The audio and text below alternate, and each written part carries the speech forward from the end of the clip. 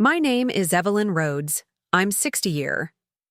I spent 15 years building Meridian's finance department from a dusty corner of spreadsheets and overworked interns into a reliable backbone that carried this company through 2 recessions, a near bankruptcy, acquisition, and more late-night audits than I can count. My name is Evelyn Rhodes, and I used to be the chief financial officer.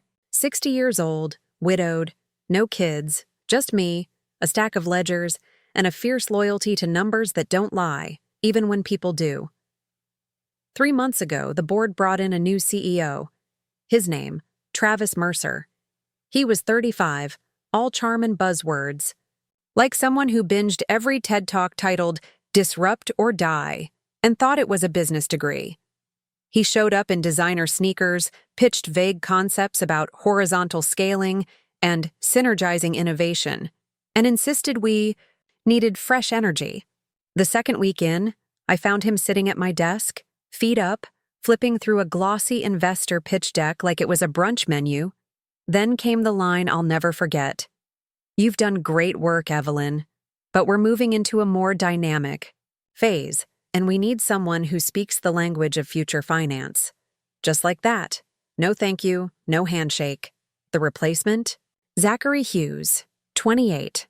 Slick hair, perfect teeth, and a viral TEDx video about fintech ecosystems that made a lot of noise but said absolutely nothing.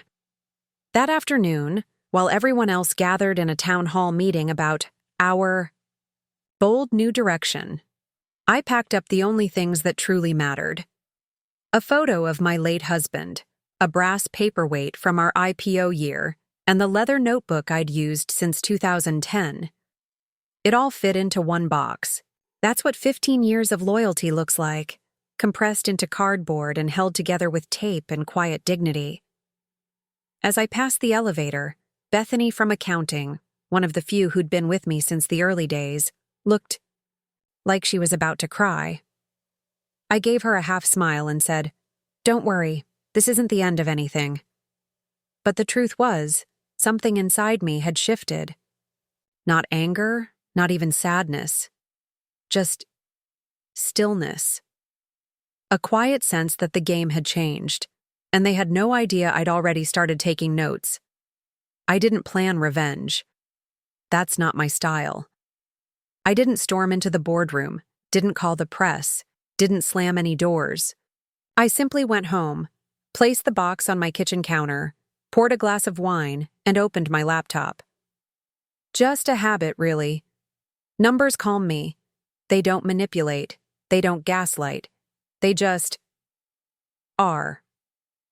That night, I logged into the system, one last time using my active credentials. Still good for 2 more weeks, thanks to the transition period the company had so graciously offered. Out of sheer curiosity, I reviewed the most recent ledger entries under Zachary's temporary authority. That's when I saw it. A consulting invoice for $187,000. Vague description. Vendor I'd never seen. No deliverables attached. It stood out like a bad haircut on audit day. I flagged it, saved a copy, moved on. The next day, there was another. This time, a tech integration fee, $243,000 billed to a department that didn't even exist 3 months ago. I cross-referenced everything. Vendor registered just 6 weeks earlier. No contact info, just a P.O. box in Delaware. The alarm bells were ringing. Loud. Still, I didn't say anything. I smiled at Bethany when she texted to check in. I wished Zachary luck in his new role when he emailed me a generic, "Thanks for your years of service" note. Meanwhile, I started building folders. One for questionable vendors, one for irregular internal transfers, one for projects that existed only in theory but were bleeding real money. Within 10 days, the patterns started emerging. Everything seemed centered around Travis's digital transformation initiative, a plan he pitched with colorful slides, but zero operational details. It looked shiny on the outside, but underneath, the numbers were twitching. And I've learned, when numbers twitch, something's festering. What really got me wasn't just the money, it was the people. My team, the same folks who stayed late during those sleepless fiscal year closings, were being pushed out. Restructuring, they called it. But I saw the emails. Internal promotions frozen. New hires brought in from outside networks. One by one, they were cleaning house. Kevin from Audit stopped me in the parking lot outside a grocery store. He looked rattled. "They're cutting our access to the raw data feeds," he whispered. "Just the summary dashboards now. We can't see the source transactions." I didn't flinch. Just told him, "Keep every memo. Back up everything. People think betrayal is loud. Screaming matches, headlines, lawsuits. But real betrayal? It's quiet. It shows up in policy updates, in login denials, in Monday meetings where no one meets your eye. They were erasing me. Slowly. Surgically. Like I'd never mattered. But I still had something they didn't. The habit of watching. Of noticing. I didn't need revenge. I needed clarity. So I did what I'd always done. I let the numbers tell the story. And this time, I listened even closer. At first, I thought it was just negligence. Sloppy bookkeeping, poor oversight, maybe some overconfident boys trying to play at empire building without reading the manual. But the deeper I went, the more intentional it all felt. Every consulting fee, every vague line item, every oddly timed transfer, it wasn't chaos. It was choreography. The name Alpine Innovations first caught my eye during a late-night review session on my living room floor. I'd pulled out my old audit toolkit, yes, the printed one with color-coded tabs, and started mapping the flow of money. Alpine popped up on 3 separate invoices, all tied to different departments, with identical payment structures and no service documentation. Just glowing language like strategic acceleration and value alignment. So I ran a background check. Or tried to. No phone number, no website. Just a Delaware registration and a single listed director who didn't appear to exist in any real way. I thought, okay, maybe they're hiding something. But what I didn't expect was that Alpine was just the beginning. I traced it further and found 4 more shell companies, each with vague names like Vertex, Advisory, Lumen Pathways, and Ecometrics. They were all linked, directly or indirectly through shared addresses, recycled IANs or cross-billed invoices, a spiderweb of false fronts. And every thread of that web led back to Travis, or more accurately, to people Travis had worked with. In his last company, that buzz-over-profit Silicon Valley startup the board was so dazzled by. That's when I realized Travis hadn't been hired despite his lackluster track record. He was installed, a strategic placement by a group of investors who were using him to extract value from Meridian under the guise of modernization. Zachary? He wasn't some rising star. He was a plug-in, an inside man with polished charm and the right jargon to mask a very old scheme. But what chilled me most was this. Some of our board members were in on it. I started cross-referencing board appointments with private equity acquisitions and found that Jacob Foster, the newest and youngest board member, was the nephew of our chairman, who had remained curiously silent during my exit. Jacob had joined just 6 months before Travis was brought in. It stopped being about me at that point. This wasn't a grudge. This was a coordinated infiltration. A hostile takeover dressed in buzzwords and business casual. They'd used innovation like a smoke bomb, blinding everyone while they looted the vaults behind closed conference room doors. So no, this wasn't just betrayal. It was a breach of everything I stood for. But I didn't get angry. I got methodical. They thought they'd replaced me. But I was still right there, in the margins, in the ledgers, in the systems I'd built myself. And I wasn't finished, watching. Not yet. They thought I'd walked away quietly. They thought I was finished. But anyone who's ever worked with me knows I don't slam doors. I leave them slightly ajar, just enough for a second look, a final check, a quiet exit plan. Or, in this case, a full-on forensic trap. First thing I did was use my old credentials to set up an emergency administrator account, buried deep in the audit server. Standard protocol during leadership transitions. Usually temporary, usually forgotten. But this time, it was my back door. I encrypted the access, disguised it under a system testing flag, and left no digital fingerprints. From there, I copied every questionable transaction, every suspicious vendor trail, and every buried invoice to multiple external drives, then mirrored them to 3 secure cloud storages under aliases I'd set up back when data privacy still mattered to Meridian. Then came the letters. 3 of them, handwritten. One for Elaine Morrison, a retired manufacturing exec turned board member, too sharp to be fooled by flashy language. One for David Patel, our labor fund rep who still cared about worker pensions. And one for Anthony. Wilson, old school, quiet, but the kind of man who reads balance sheets like scripture. I didn't accuse anyone directly. I just laid out a few troubling patterns, referenced a handful of internal policies, and asked them to review with discretion. I scheduled the letters to be delivered by courier the same morning I planned to set everything in motion. Finally, I reached out to Bethany. She was the last of my team still standing, though barely.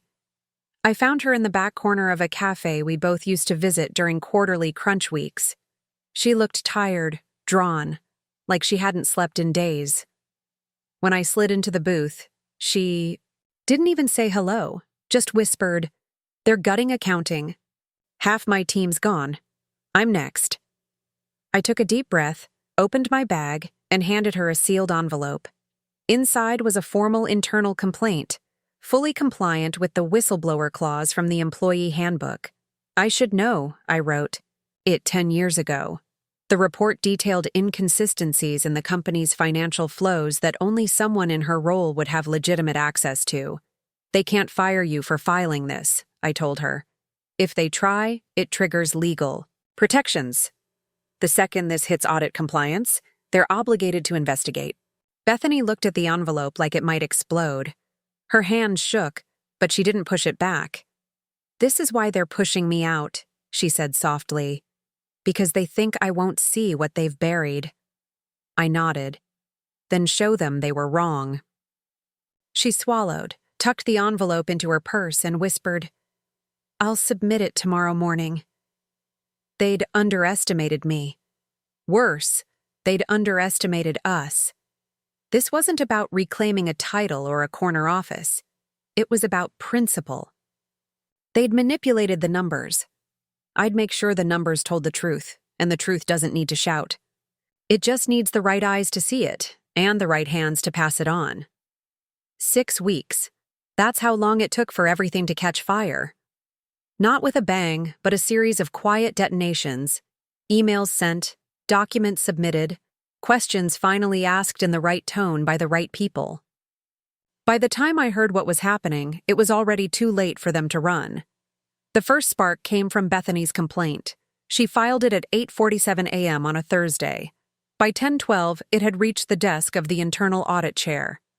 At noon, Elaine Morrison called an emergency meeting of the audit committee. Her name was on one of the letters I'd sent, and Elaine was never one to ignore numbers that didn't reconcile. She'd seen enough. While that was unfolding, David Patel had already begun cross-referencing the vendors I'd subtly named. One of them had billed his pension oversight fund. Bad move.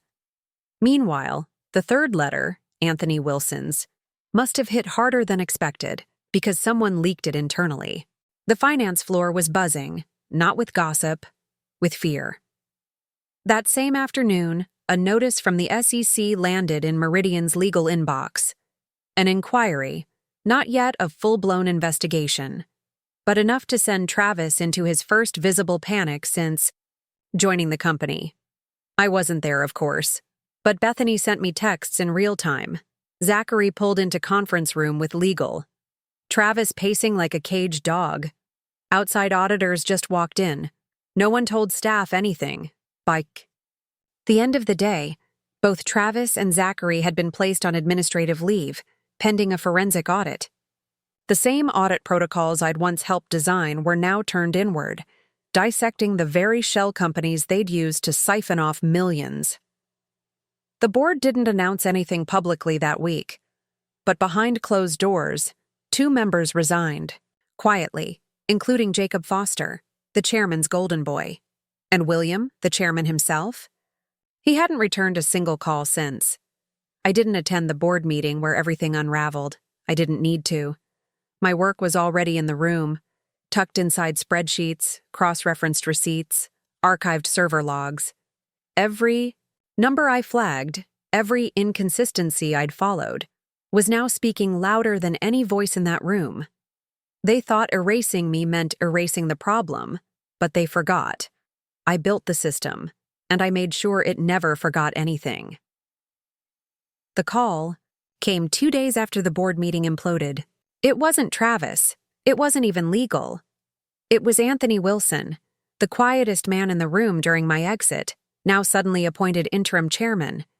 His voice cracked a little as he said, "Evelyn, we could use your help." He didn't dance around it. The audit trail I'd left behind had exposed far more than even I'd anticipated. Alpine was just the surface. There were at least 3 more holding companies, each more complex than the last. The internal team was overwhelmed. The forensic accountants were good, but they hadn't written the playbook. I had. I didn't gloat. I didn't negotiate for conditions or apologies. I just said, "I'll assist. As a consultant. Remotely." There was a long pause, like they weren't sure if they were relieved or ashamed. For the next 4 weeks, I worked behind the scenes. Quiet, efficient, invisible, just how I liked it.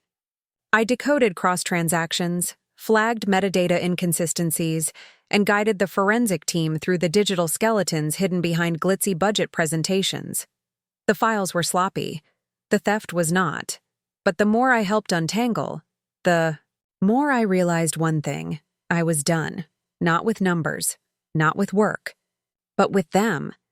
So when Anthony called again and asked if I'd consider stepping back into the CFO role, just temporarily, just to stabilize things, I answered without hesitation. Meridian needs someone who believes in new beginnings. I said, someone who fits the vision going forward. He started to protest, but I cut him off gently.